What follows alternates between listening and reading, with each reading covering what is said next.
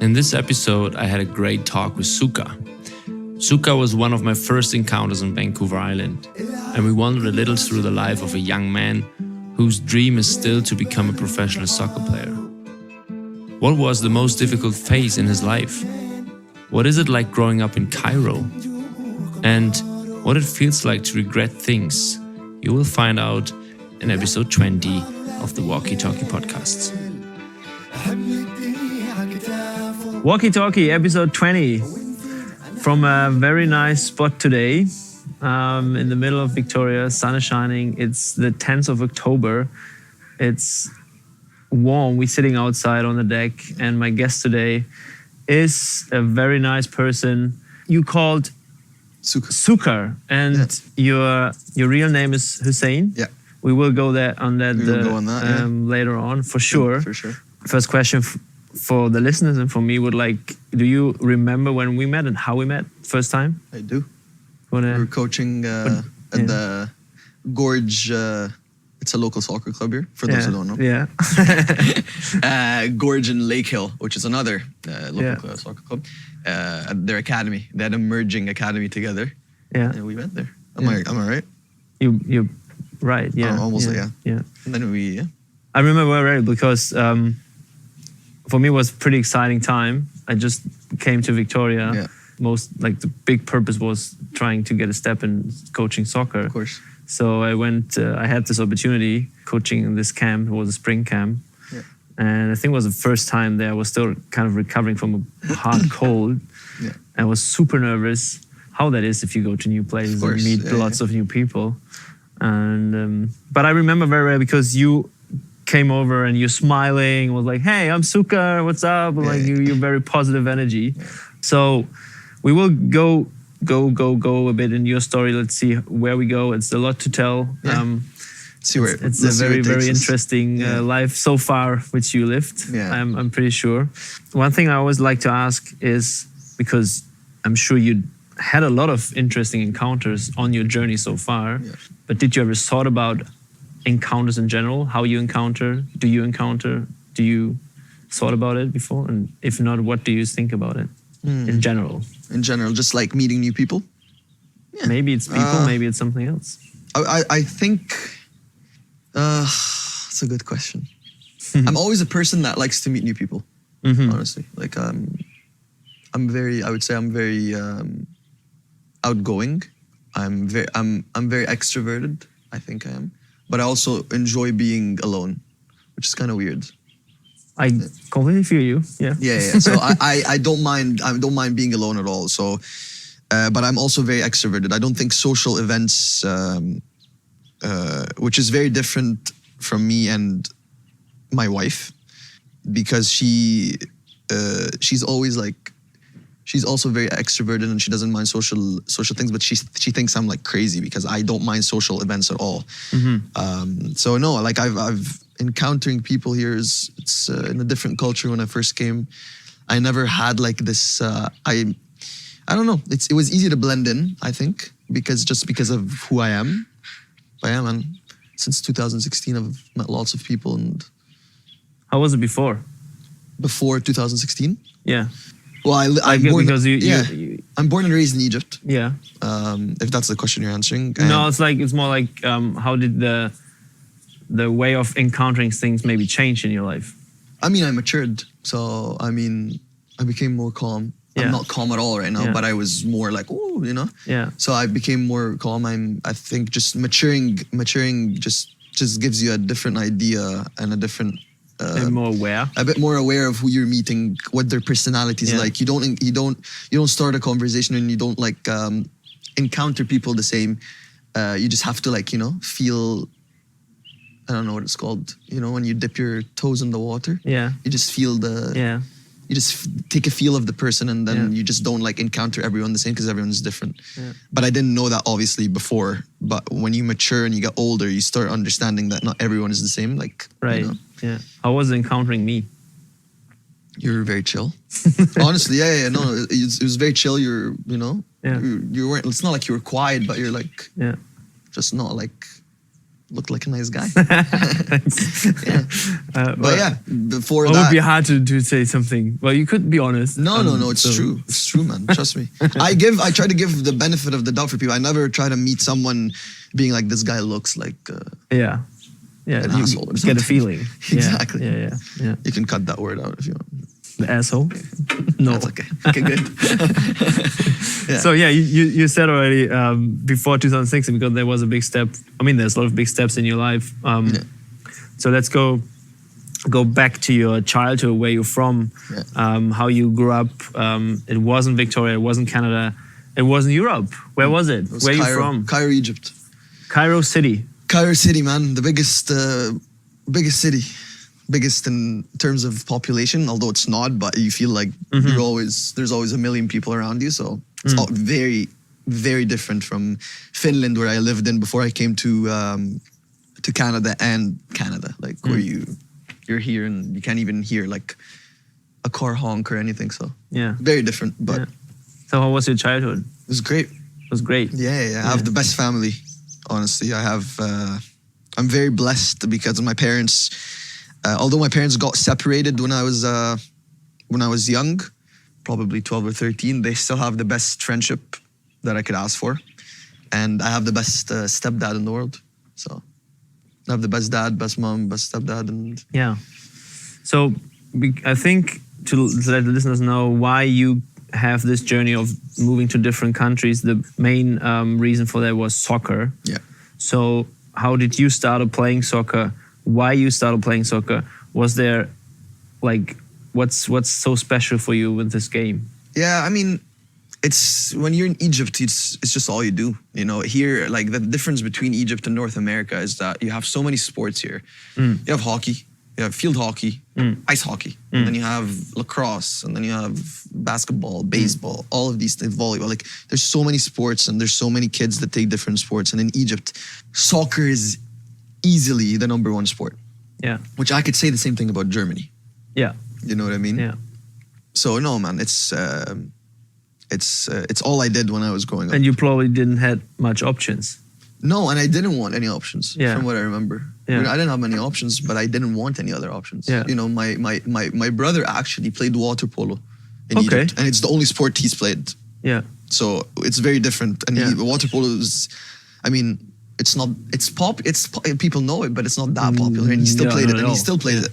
My brother's 31, and he's been playing water polo since I could remember. Yeah. But I took soccer, and as a 5-year-old or 4-year-old, when I first started soccer, I don't know, man, it made me happy. And I was always one of the best guys on my team, and I was just small, and I used to dribble past people, and the coaches loved me, and they told my mom he's special and all of these things. So I didn't have a reason to stop playing soccer. So is it like this, like if I see what you're saying, like it's like this small little kid having a ball, running through the streets in Cairo and with friends and playing street soccer and having amazing technical skills, which you still have. I saw that. Thank you. Yeah. So is it exactly like this? Like running with your friends? And it's exactly like this. Group of small kids running through Cairo and with a ball and like, nice. But like we did that, me and my brother. Even my brother didn't play soccer. We used to play on the street in our neighborhood. Like we lived in a nice neighborhood-ish. So it's, I'm not going to pretend like I lived on like, a bad neighborhood, played soccer. And, you know. But I don't know, man. It's a big part of my identity. You know what I mean? It's a huge part. It's everything in my life. I've always been soccer. Yeah. Made me move 3 countries, like you said. And but in Egypt, we have like, you go to, imagine Hampton Park Gorge. Imagine if there's a big gate around the soccer and where they go play like the bowling, whatever it's called, like the field bowling. I don't know what the sport is called. We could ask a Canadian about that one. And imagine this is a gated community with a membership, and you go and leave your kid there, and they play, and there's security, so that your kid can't leave. It's like dropping them at a private school, basically. Yeah. And this is how soccer is in Egypt. Okay. So there's sports clubs where you go and like after school, you have training with this sports club, with, for example, Gorge, and you go and you leave your kid. But after that, there's a swimming pool, there's cafeterias, there's kid zones, there's everything. It's gated community, so your parents could literally leave you and then come back and then come and get you, and you're not allowed to leave. So it's very safe. So who gets access there? Members. So and there's like expensive ones, there's non-expensive ones, there's medium ones. So your parents could so everyone in Egypt belongs to any like to any. And this is where you So this is where I played soccer also. My parents were I was in a club and I played there. And then one day, somebody or yourself probably noticed as well, there is probably a chance to become a professional soccer player. Yeah. Otherwise, you wouldn't leave the country, I guess. Yeah. So what happened is when I was in high school, I was grade 11. How old are you now? 27. 27. I just turned 27. Okay. Happy birthday. Thank you. When was it? September 28th. So you're almost 10 days late. Well, I had birthday on 1st of October. So we are both we're both Libras. late. Happy belated birthday, man. Libra, right? Yeah, Libra, yes. Libra, yeah. Yes. Yeah, I know. Great people. But yeah, I mean, I was in high school and I was playing at a decent level in Egypt. I was always small, very small. Still am, but I was smaller. And I thought my technical abilities were very good. You know, I had something special. So I tried to leave the country and play somewhere in Europe. So I went to an open trial. My uncle lived in London. So I wanted to apply for universities in London or in England in general. But I wanted to play soccer. Or football. I'm just saying soccer because you get used to Canadian. I know, in Canada. But anyways, I think everybody knows now when I talk about soccer, it's football. Exactly. Football is soccer. Perfect. Yeah. But anyways, I applied. I went to a trial at Cambridge United. They play League One or League Two. They're always bouncing from League One to League Two. A very professional team in England, Cambridge United. So I was like, okay, I'm gonna go on open trial for it. Okay. So my uncle hooked me up and he was like, come stay with me. And then he put me. How old were you?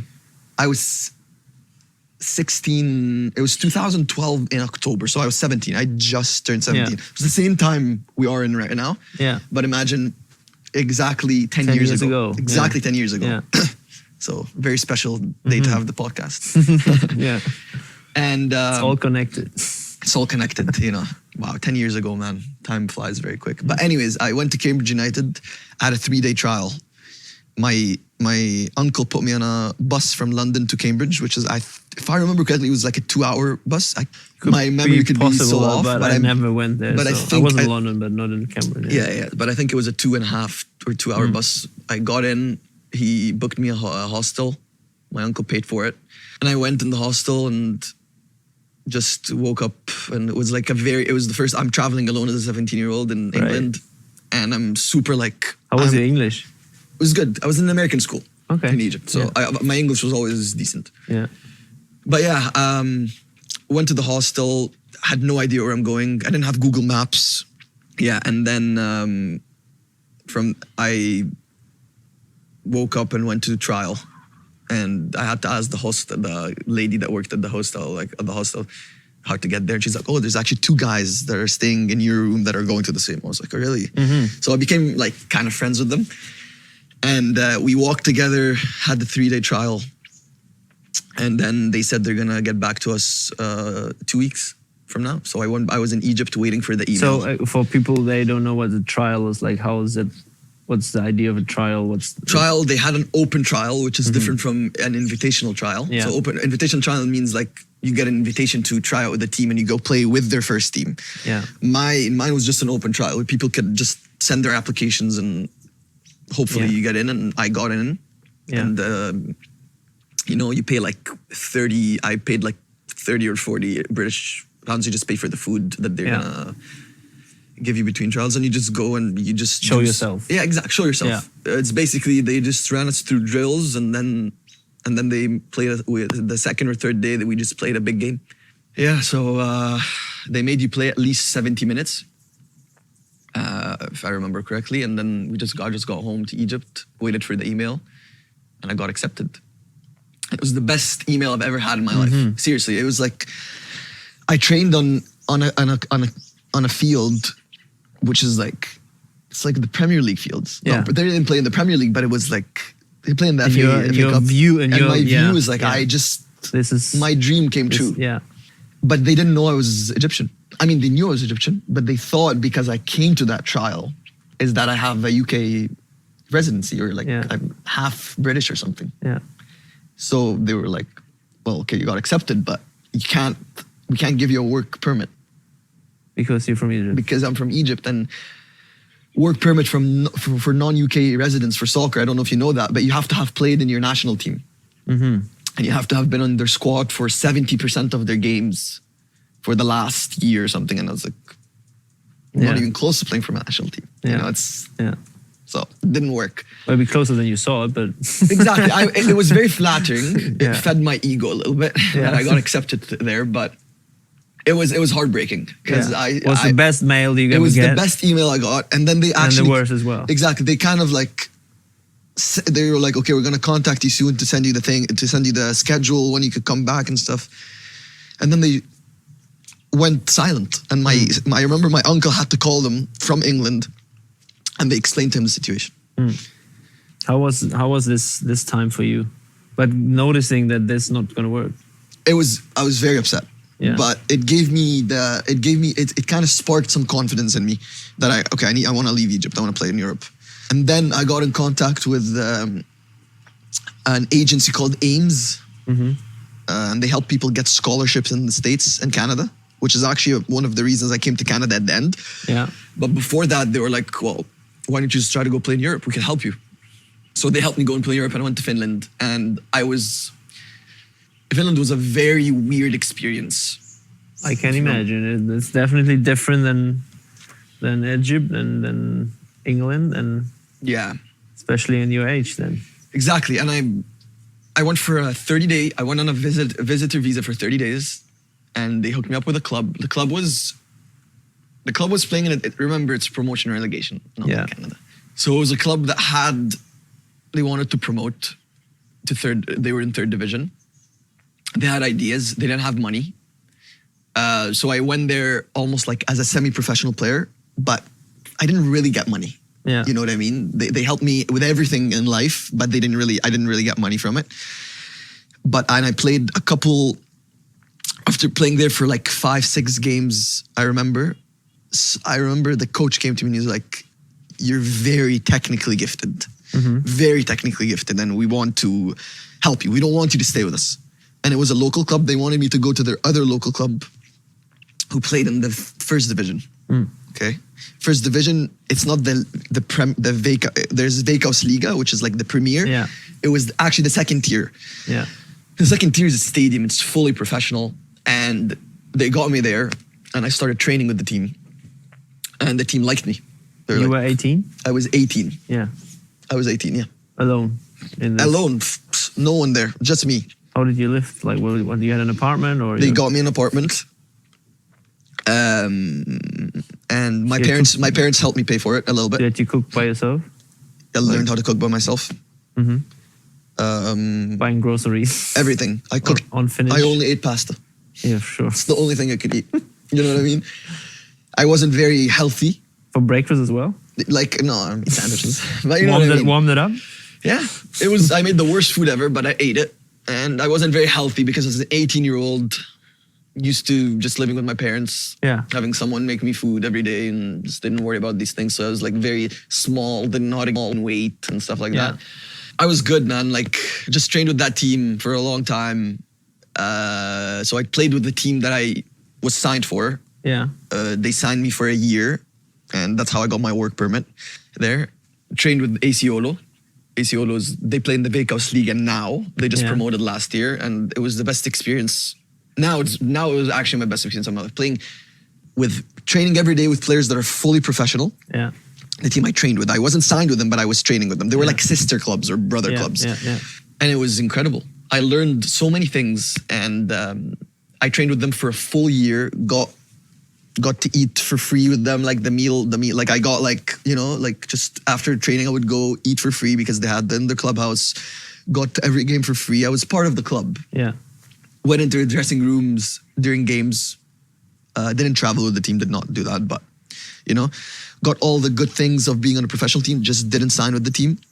Played a couple friendlies, got a couple assists with them. in the friendlies. So I always thought I was doing well, and that's why they kept me around. But it didn't work because I was an international 18-year-old. That, to be honest, I wasn't ready to sign. Like, I wasn't going to be a starter. And if you're an international player, you have to be because they go through like, they have to get you a work permit. They have to pay you a little bit more. And I wasn't a starting 11 player. Yeah. So they never signed me. My contract expired with my third division team. So why was it, like you said before, Finland was a weird experience? it was weird because I was, like you said, my English was good. And I lived there, and the culture is so different. The culture is so different, man, from Egypt. Like, and I don't speak the language. Finnish people are very well educated. Yeah. So everyone speaks English-ish. Yeah. So I knew how to communicate, but I would sit in a room full of 18 people every day, not understanding a word. So it was frustrating. You always have to ask or to start a conversation to get and I them don't expect switching to 18 English. people. I expect, if I'm sitting with 2 people, to not speak Finnish in front of me. Yeah. But I don't expect 18 Finnish people to just change their whole. And I was in northern Finland, so it's not like a very like. Where exactly was it? Northern Finland, Oulu. What's Oulu? Yeah, it was very different, man. Like, I go to the dressing room and everyone gets fully naked. We don't do this in Egypt. Right. Yeah. We don't. So Yeah. I never got fully naked. Yeah. You know, you finish the game and everyone showers, but there's no like private stalls. Right. Everyone just showers. Yeah. How did you handle this situation? I was like, whoa.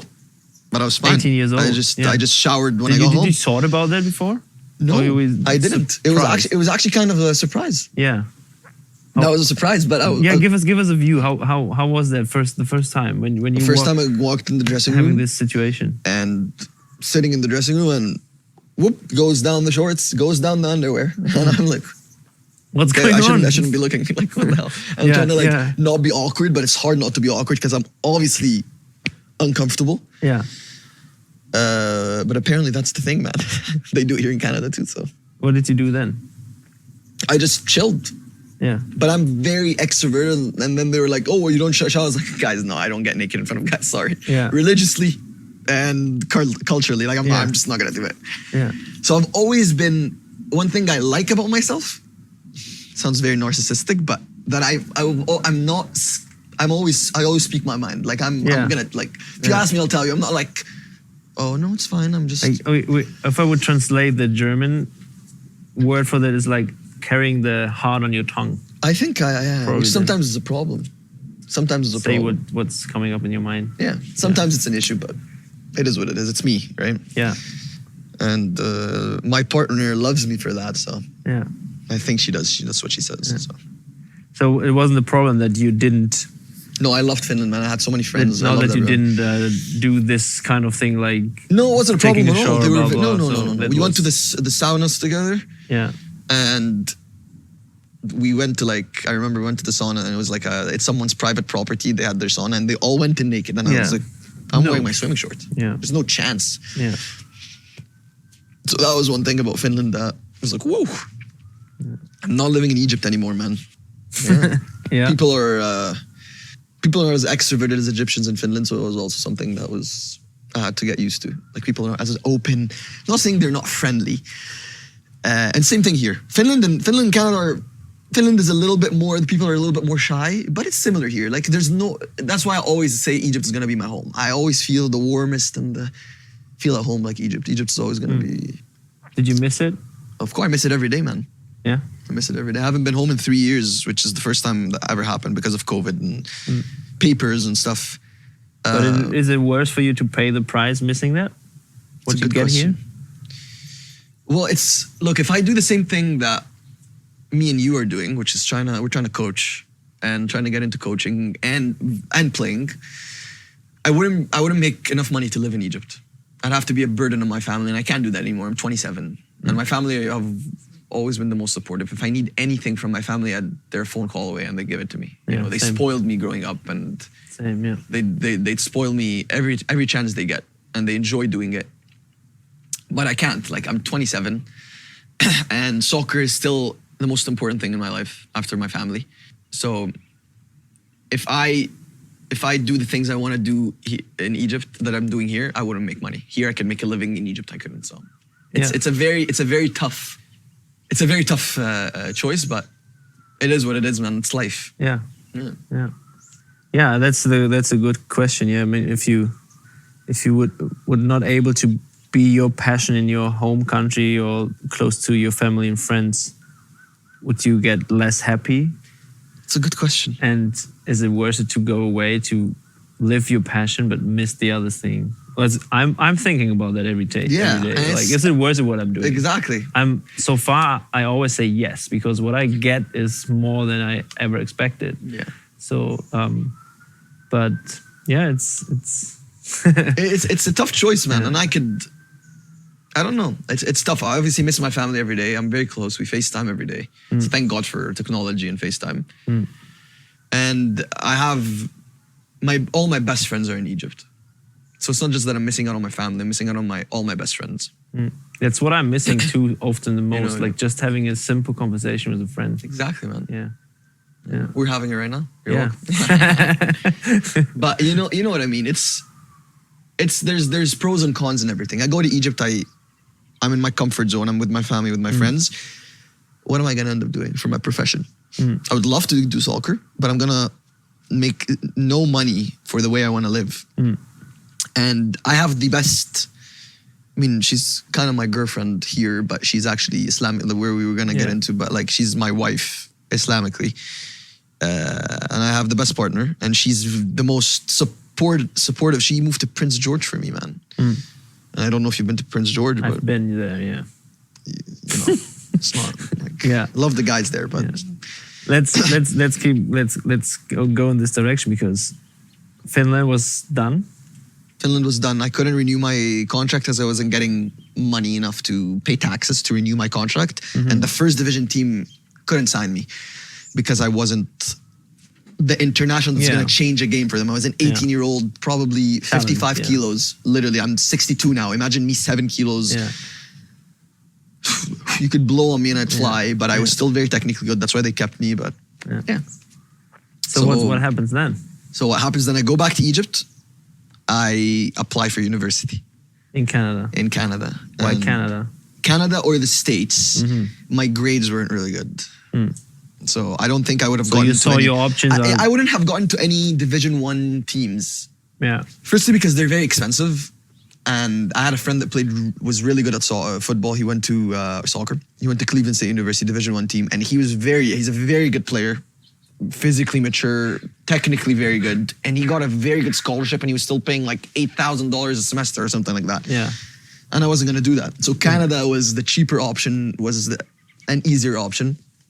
And it just made more sense. And I had a friend who played for VIU, who was Egyptian. And he hooked me up with the coach. And the coach got me on a scholarship to go to VIU. Yeah. Started at VIU, played 3 years. VIU is? Vancouver Island University. Oh, right. Yeah. And it was a good experience. I don't think it was a good experience. Let's put it like that. But I don't think I played my best football there. Yeah. Unfortunately, I think I wasn't free. And the type of player that I am is that I like the ball and I like to do my own thing. And if my first 5, 10, 15 minutes are bad, I don't want to feel the anxiety that I'm going to get subbed off. And the anxiety and I think most players that play like the way I do just want to get their touches first. Maybe the first 10, 15 minutes are not the best. But then when I get into a game and I blend in, and I didn't have the same thing. I felt like I was always if I play bad, I'm going to get subbed off. So all I did with VIU was play safe football, which is not the way I play. Yeah. So did I enjoy the experience? I love the guys that I played with. Some of them are still one of my closest friends in Canada. But mentally, I don't think I was checked in with VIU. Although we won a national champion, and I played every game in the national championship. So it was a great experience, but I still think I didn't do my thing. I did my thing in practice. When it came to the games, I just wasn't Suka. I wasn't who I actually am. And then, moving to Canada, doing your scholarship, keep going soccer. Yeah. Still the dream of becoming a professional? I have this dream every day. Still? Yeah. I mean, I'm more realistic. Yeah. You know? I know I'm 27. Yeah. You know, I played for Highlanders. I played for UMBC, which I enjoyed a lot. Because Steve kind of gave me the freedom, Yeah. you know? Yeah. He tried to make me, he did make me a better player, I think. Yeah. You just got a header in your last game for that. Right? I know I did. Which Header. says something about Steve, you know? I've never touched the ball in my head before. Exactly. But no, he was a great mentor as a person. He's a great guy. And with UMBC, I just learned how to get out of my comfort zone a little bit. But I feel like I still didn't reach my potential, man. I don't know what it is. I just always, I'm kind of crazy, but 27 years old, and I feel like I'm still getting better every day. Yeah.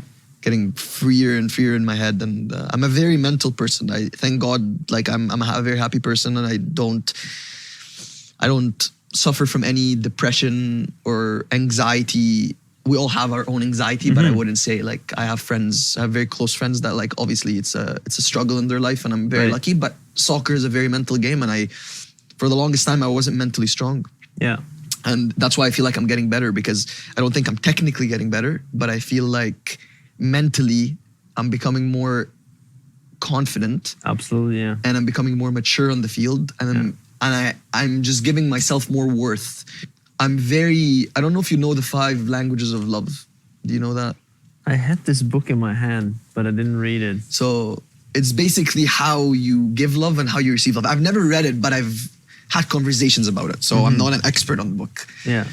But basically it's how you give love or you receive love. And it's like basically people that love acts of service. That's how you show your love or receive love. There's gifts, and there's words of affirmation, touch, and I forgot the first, quality time. These are the 5. I'm sorry if I'm wrong about that for anyone that's listening, but I think that's the 5. And I think my number 1 is words of affirmation.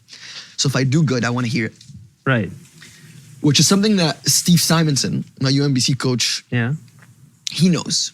Yeah. Because he's a pretty smart guy. Yeah. But the first thing is you have to know it. Exactly. But I know it, but I still want to hear it. Since when you know it? I know I'm good.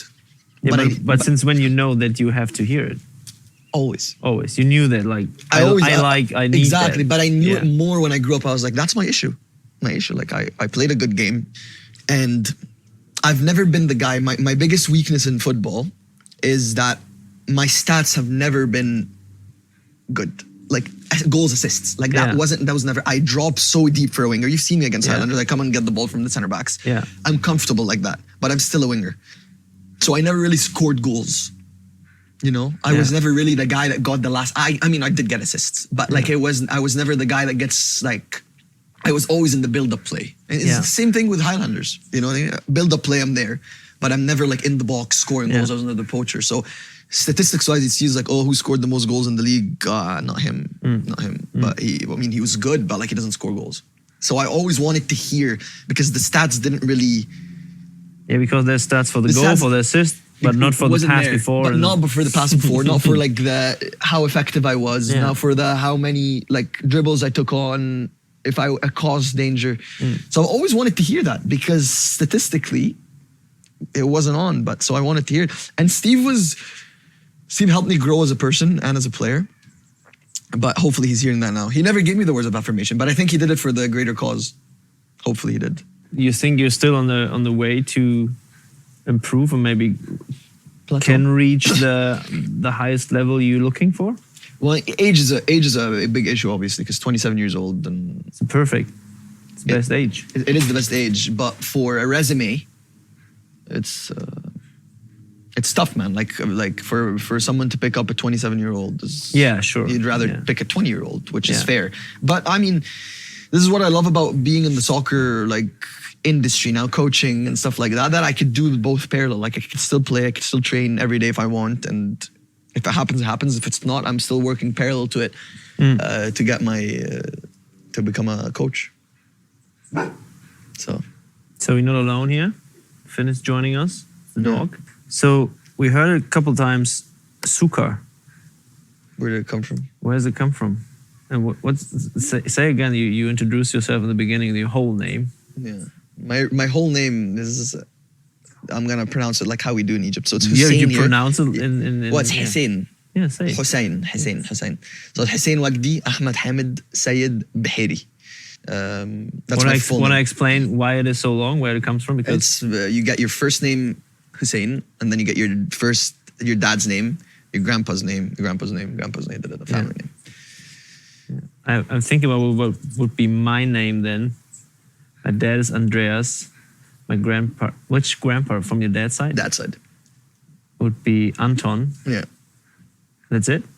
No, you keep going. You You keep keep going going? 3 more, and then Oh, you I can don't put your know. family name. I There you know. go. Yeah. So I do, which I think is cool. It's cool, yeah. 'Cause I've never- I will figure that out. Yeah. So I I've would never I would be Jan, Andreas, Anton. something. Something. Which is cool. That's why I think it's very cool because I know my grandpa's name, and I've Yeah. never met him, never heard about anything about my great grandpa. Yeah. But I know who he is. I know his Yeah. name, which Yeah. is kind of nice. His name was Hussein Wagdi Ahmed Hamid, Mm. and then there was a Sayed. You know, so it's So, but there's no Suka in it. Where's Suka coming from? so Suka comes. I'm gonna make it as brief as possible, but when my mom was pregnant with me, her best friend had a son. So my mom's best friend's son, he was like 4 years old, and he was like, "What are you gonna name your kid?" And she's like, "We're gonna call him Suka." She's like, "No, call him Ali or something." And she was like, "No, sorry. I'm gonna call him Hussein."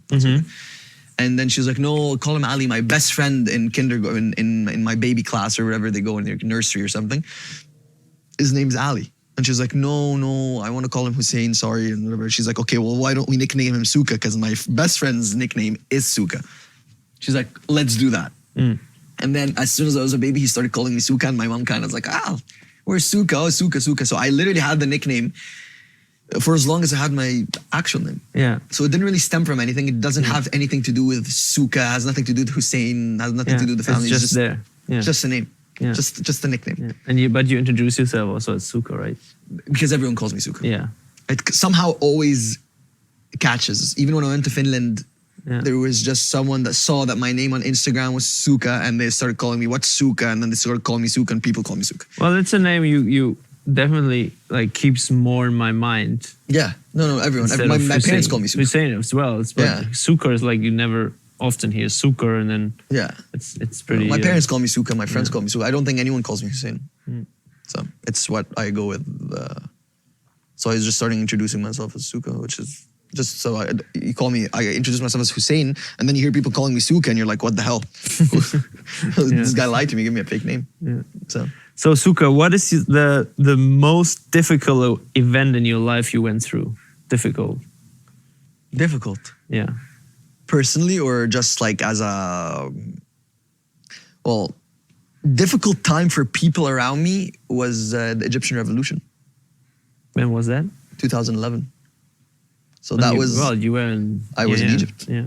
Yeah, it was. Right. It was a difficult time for the country. It wasn't difficult for me because it wasn't difficult for people. It was kind of fun for the people because the people were like all together, and we just went and started a revolution. We changed the system, man. Yeah. It was cool, but I don't remember it being difficult on me, to be honest. You know, we were on the streets. We knew we'd hear on the news people got killed, the jails broke, people are out. But everyone was together, so it felt very safe. But it was a very, very, very cool thing that I would always tell my kids one day and my grandkids. How old were you when that happened? 15, turning 16. January 2011. So I was 15, turning 16. So it was awesome. Great time for Egyptians. Obviously scary times, but we all look at it right now and it was good times. But So what exactly changed? we had a president that we had for 30 years, Yeah. Hosni Mubarak. So, and we kicked him out after 30 years, and it was we did the impossible. It was not gonna happen, and it did because 30, 40 million people are on the streets, literally, not even exaggerating. So he had to. There was no police anymore because the police they were just honestly like Running there was over. clashes and stuff. So all the police just took their gear off, or else they would have been in trouble with the citizens. Because if you saw a guy wearing a police thing, it's us or you, man. So you just take your uniform off. Yeah. So there was no cops in their country. The army kind of took over, and we're like, okay, well, guys, just chill out. We'll do whatever you guys want. So that was the most difficult. How did that? Like, do you remember the process before that happened? Yeah, Like always something happens that sparks it, right? So someone started a Facebook page. It was called Kullina Khalid Said. We're all, it translates to Kullina Khalid Said. Khalid Said was a person. It's not a word. It's not a word. So we're all Khalid Said because he was a guy. I don't remember exactly what happened, but he got beat to death by the police. Okay. And then the revolution happens. Very similar to what's happening in Iran right now. Yeah. Iran. That's how I say it. Iran. Yeah. So very similar. They got beat to death and just the revolution sparked. And that's how revolution sparks, man. Yeah. People are just waiting for something big to happen and someone to just spark it. And then just people are like, yeah. So that's what happened. They got beat to death. So it was honestly a revolution against the police brutality. And then it just continued on. Well, police brutality, we don't want this president anymore. And then we just changed the whole system. So that was the most difficult thing that I was a part of, but it wasn't personally for me. Personally for me was leaving Finland. Oh yeah? Yeah. Leaving Finland was heartbreaking. In which way? It was heartbreaking because I felt like I was very close to my dream to sign this contract with the first division team, not the team that I was playing with. Yeah. And I knew I was good enough because they kept me around. I was the only guy they kept around for a year. So it was the fact that my visa expired and I couldn't renew it, because to renew it I had to have a legit contract that I was getting paid enough to pay the taxes, or else I would have been like just breaking the rules. Yeah. So I couldn't renew my contract with the club that I was with, and this team just was like, it's tough, man. We have 5 internationals already, or 4 or 5 internationals. You're a good player. We want to keep you around, but you don't have the citizenship, so we can't do anything about it. It's heartbreaking. It's like leaving my dream and then going back to Egypt. How did you handle that? As much as I can remember, honestly, I handled it pretty good. It was very sad. I remember getting on the train. Because I asked because I think there's millions of people, like talented soccer players like you, they make this experience. Yeah. Because it happens every day. Yeah. I'm pretty sure. So that's why I'm interested. No, I'll tell you. How you handle a situation like this when you feel like your dream is breaking down. It's breaking down. I was 19 by the time. Yeah, exactly. So I remember getting on the train from Oulu, northern Finland, to Helsinki, the capital, to get the flight back to Egypt. And I was heartbroken, man. I remember texting people, actually makes me sad even talking about it, texting my group chat, telling them that thank you guys for having me, and I was bawling my eyes out I was just crying on the train, like literally just, like I couldn't, like crying, couldn't take my breath, just it was tough. So I got home and my parents were like, what's next? I graduated from high school and I took a couple years gap that I wasn't studying. And I was like, I don't know, I still want to play soccer. So where should I go that I can get both? Because I had to do education now. Because my parents were like, okay, well, I mean, we're very supportive of you, but it's been 2 years and maybe soccer didn't work out so far how you wanted it to. Yeah. So I just applied for university, came with a big positive attitude. But I made lots of mistakes that I regret. I regret a lot of things I did in Canada, to be honest, when I first came to VIU.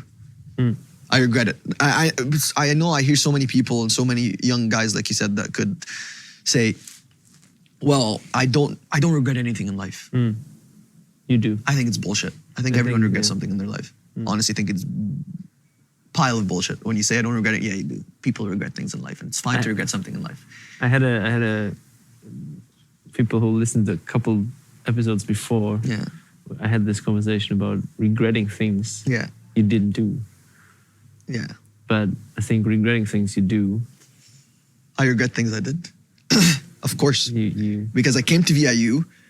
You can learn from that. It's a lot. Of course. No, I learned, man. And it just hurts me a little bit because you feel like, what if I didn't do that? Because look, man, I wish that's not on video, but you can imagine me putting my head high. So I was there at soccer. My hand is very high right now. Not very high, you know what I mean? Just in comparison to myself. Yeah. And then when I came to Canada, I went zoop, just dropped. Yeah. Why? I didn't eat well. I didn't sleep well. I went to parties. Yeah. Soccer was not my priority anymore. I tried to blend in so much with the Canadian culture and the university culture, parties every weekend, not sleep enough and go to games. Wake up. I have a game in 2 hours. What am I gonna eat? Just Nutella. Yeah. And the priority mentally and physically wasn't soccer anymore. Although it was the only thing I enjoyed, the most thing I enjoyed in my life. But it was fun seeing this new like university life. Yeah. So I just became two times less the player I was, like I told you. And then mentally, I couldn't get on par with VIU, with my coach, how he wanted me to play, if he even wanted me to play. And there was an international rotation. We could only play 4 internationals. There were 6, so I always rotated with my other winger, who's a very good friend of mine. And thankfully, when it came to playoff games, I always played. But it's like you're mentally not in the season when you're one game on, one game not even in the roster. One game starting, playing 90 minutes, one game not in the roster. Your brain just starts getting, it's like, dude, like, am I good enough? Like, if I'm good enough, like, you're going to play me every game. Yeah. So, man, it was tough. So I regret not staying focused on soccer as much as I did, because the CPL started, and I feel like technically I could have been somewhere else, but I wasn't good enough anymore to play in the CPL because I just wasn't. Soccer wasn't my priority, so I just became the player. And then when I went to UMBC, there was a lot to learn, a lot of confidence to get back, and a lot of things to learn, to relearn, because I was very good in Finland, man. Like, I remember in Finland, I was playing with professional players. I have a friend called Rasmus who got an assist against France. You know what I mean? Played for the Finnish national team. Yeah. He would have been in the Euros last Euro. Yeah. But he got injured. So it was tough. It was tough because I just lost the momentum. For 3 years, I wasn't training. So obviously just... Would you, you probably would, but let's go back to the situation when you left Finland. Yeah. Would you feel, or would you do the same like you did back in the days? In what? Like in this situation, would you... Like when I come to Canada again? No, when you left Finland. Yeah. Having this heartbreaking situation, my dream is kind of done. Yeah. How would you handle the situation today? Like, imagine you're very close here to reach your level. Yeah. And then getting the notice, like, no. So... Like, in your age now, like, how would it affect you today? Oh, how would it affect me today? Yeah. It would still be heartbreaking. It would? 100%. Yeah, I'd lie if I say it wouldn't be as heartbreaking. I think it would be even more heartbreaking now. And I'll tell you why. Because when your heart's broken as a 19 or 20-year-old or an 18-year-old, there's still time. There's lots of time, yeah. So you're like, you still got time. Yeah. But as a 27-year-old, I'm not saying there isn't time. For a soccer career, short. Exactly. It's so much shorter. What's happening, because there's lots of lifetime left. Yeah, and there's other things to worry about in life. Yeah. But that's the part of maturing, right? Yeah. That's part of maturing. So I'm realistic now that it's most probably very hard to happen. Yeah. But there's other things to worry about. Yeah. But it would still be very heartbreaking. Yeah. I'm not gonna lie. Yeah. Like, if you get a chance and it just doesn't work out, yeah, I'd be very upset. I'd probably cry a little bit. You know what I mean? Do you have an role model, an idol?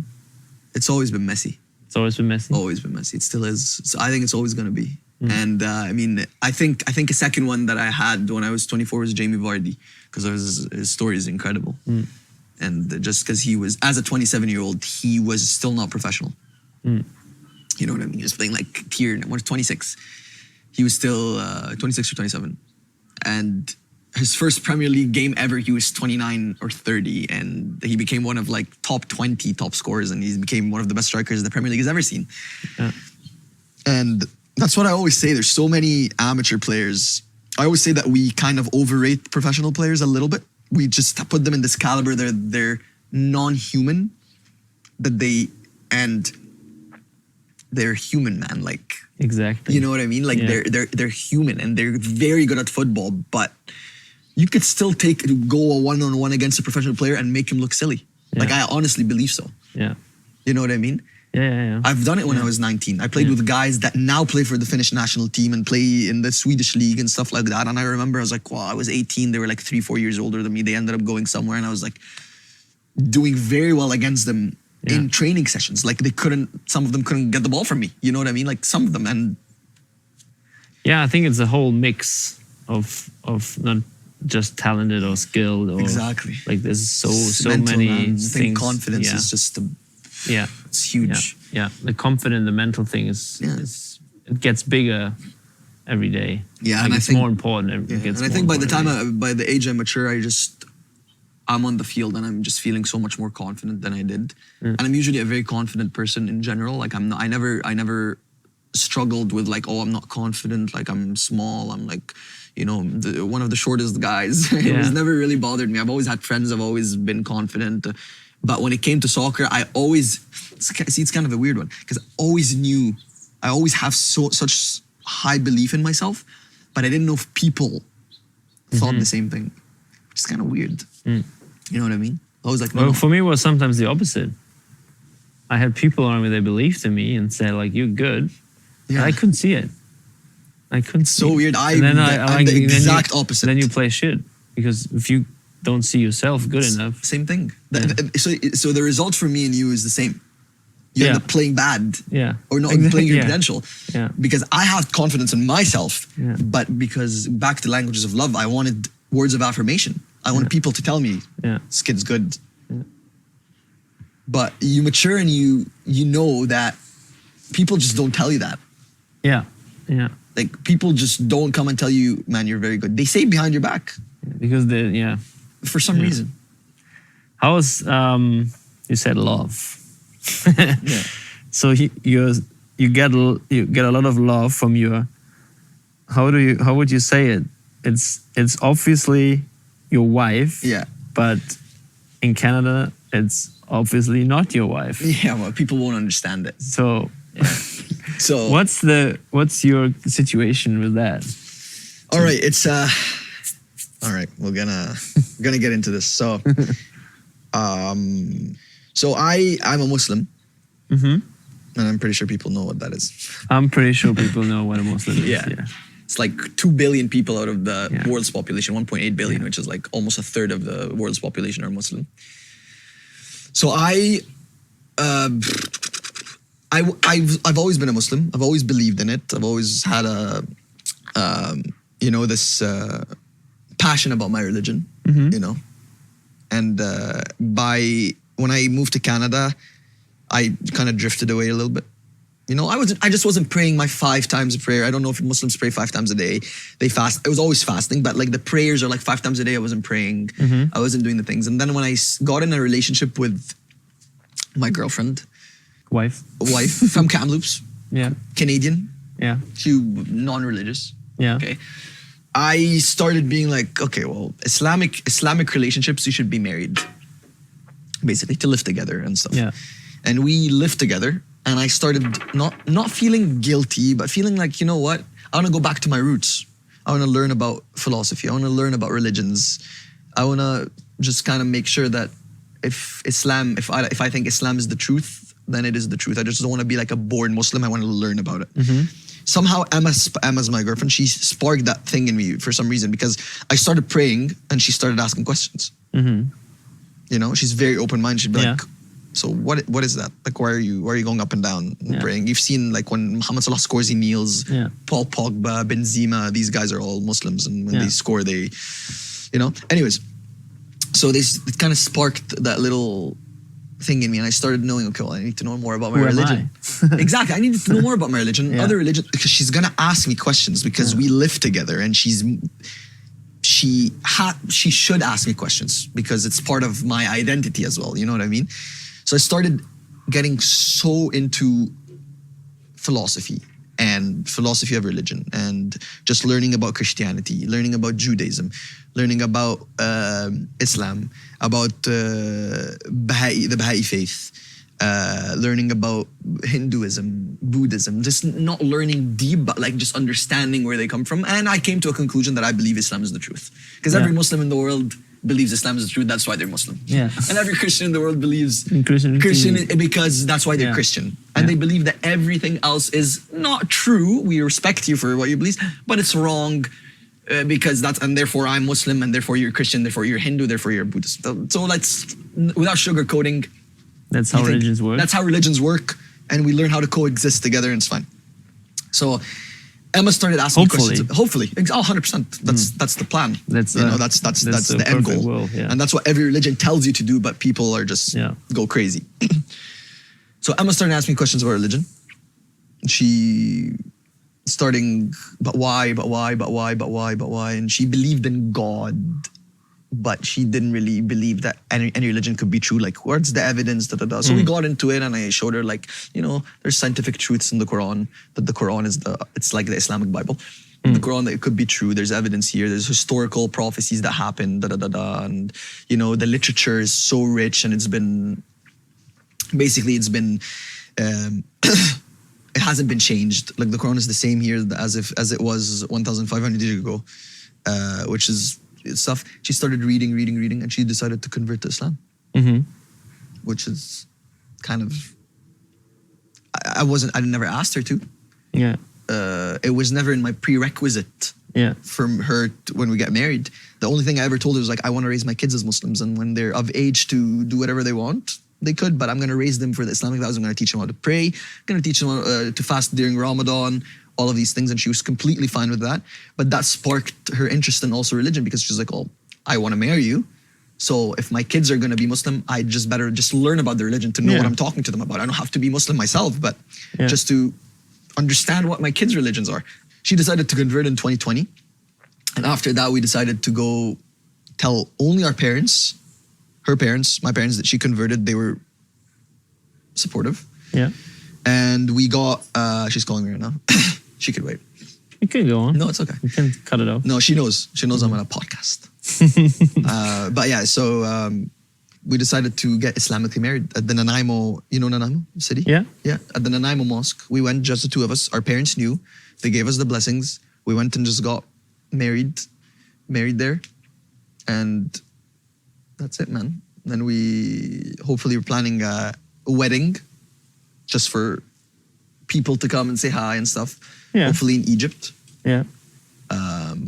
When I get my papers sorted.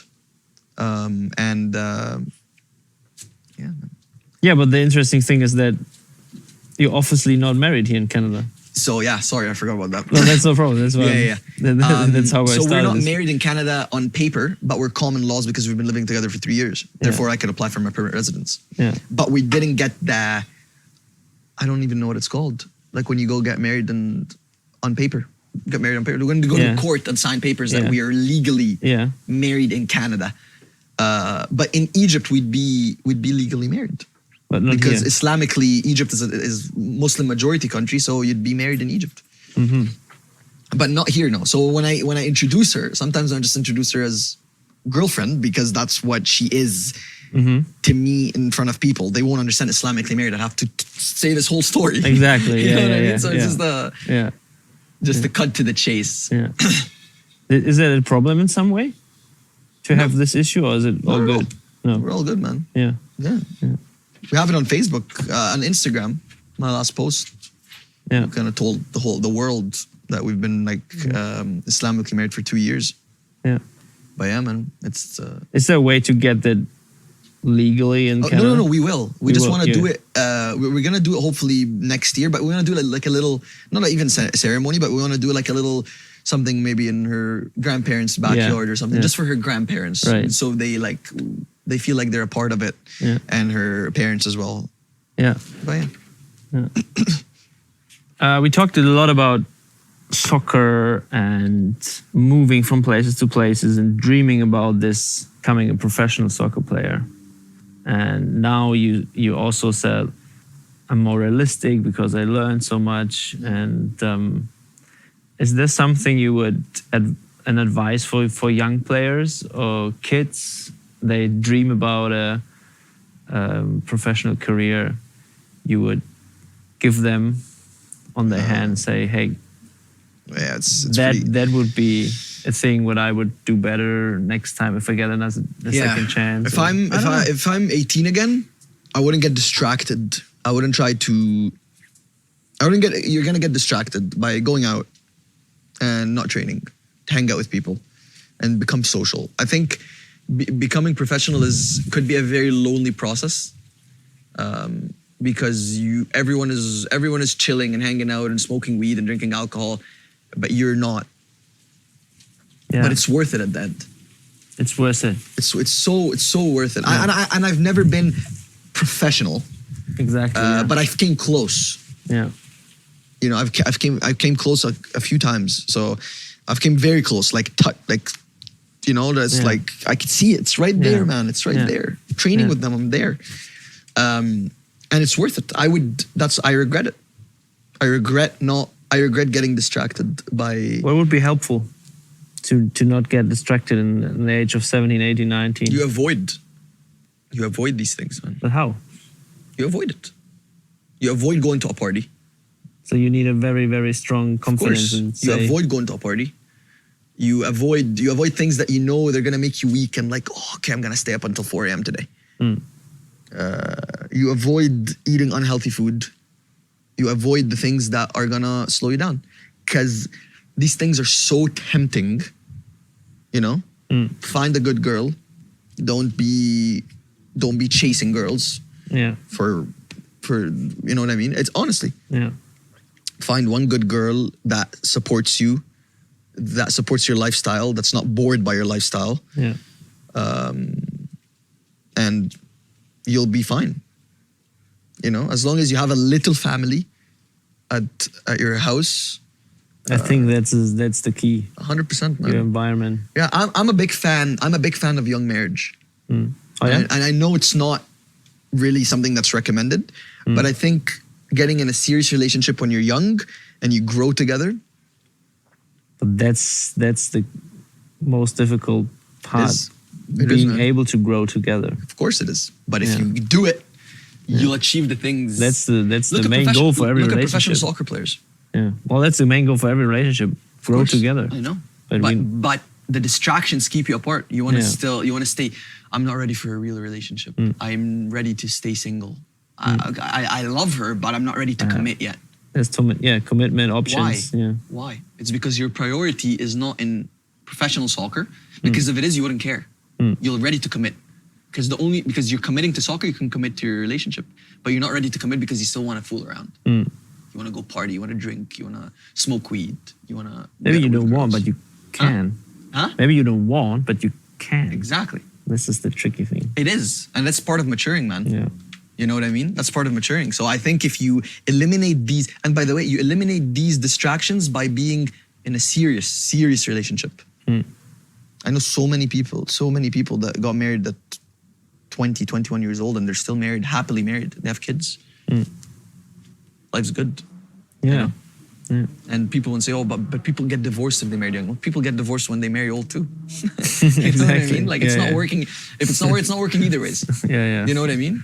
Yeah. So I think these are one of the reasons. Getting married early, I think so.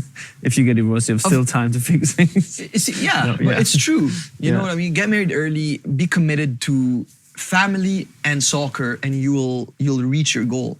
Yeah. But if your priority is not fully for family and soccer, you will not become a professional soccer player. Unless you're Neymar or something. You know what I mean? Unless you're like outrageously good, which is like the players that play for Barcelona. They can do whatever they want because they're so good. But like I'm just talking to the average people. But also like they had an environment which make that happen. Of course. So there's not like because there's... And Neymar had a kid when he was 18 or 19. Yeah. You know what I mean? Yeah. So it's very important. If you see boxers like Ryan Garcia, the boxer, I don't know if you know Ryan Garcia. He has a kid, and he had a kid like 3 years ago. He's like 23. Because these people, their priority is only family and only... Because family has to always be priority. Because if you don't have family, it's your backbone, you know what I mean? You need it for soccer. Exactly, it's a prerequisite for soccer. Yeah. Most of the time. You see the poor Brazilian guys that grew up and became professional players, they said familia. They always talk about their family, always. Tattoos on of their family. And you want to become a professional player, you have to eliminate the parties, you have to eliminate, because it's not worth it. You'll grow, when you're 24, 25, you'll start growing apart from these things, and I swear you're going to look back and be like, yeah, there were fun times, just don't remember half of it. You can still make party with 40. True. If soccer doesn't work out, you can party after. Yeah, exactly. But that's my main takeaway of that, honestly. That's And a good. it's fine to regret some things, by the way. It's fine to regret. Yeah, regret things you did and Yeah. learn from it. Yes. Yeah, Of but course. don't regret things you never did. No, That doesn't make sense for me. it doesn't make sense. think Why would you whatever- regret something you didn't do? How do you know that you even regret it? Well, we don't want to go in Yeah. there, but Yeah. So, Yeah. But yeah, no, I regret things I did for sure. and you learn from it and you try to make it better in the future. Yeah. That's And maybe it's too late, but if not, at least I'm gonna say, hey, I tried. I tried. Yeah, that's Because you could regret Most- it if you didn't try. Just kidding. yeah. So maybe you're right. Maybe you're on something. Yeah, I don't know. Well, thanks for this conversation. And, Of course. and, Sorry, I talked your ears off. That's good. Yeah. That's what I wanted. You wanted? Okay, good, man. We could go on, but it's, Yeah, we got a beefy. yeah. No, Lots of, we meat from, finished it Walkies. with keep the family close, keep your focus on your passion and your dream. And avoid the things that are going to distract you, even if they're very tempting. And if you're not able to avoid it, talk to your family and your friends. Of course. That's why They you will need help. good people. They should help. They have good people around you, so it helps. Yeah. They'll tell you not to do it. Thanks for sharing your stories. Of Thanks course, for everything. anytime. I really enjoyed it. Felt like a therapy session. Anytime. We can do it again. Of course, anytime. Episode 21 with Suka again. Right. Thanks for listening. العالم كله شبرين بين جبال وبحاره ومشينا نحنا الاتنين تحت نجوم وقماره لا في نهار ولا في ليل حمل الدنيا على كتافه ونسينا نحنا الاتنين عبء العالم وتعابه العالم كله شبرين بين جباله وبحاره ومشينا نحنا الاتنين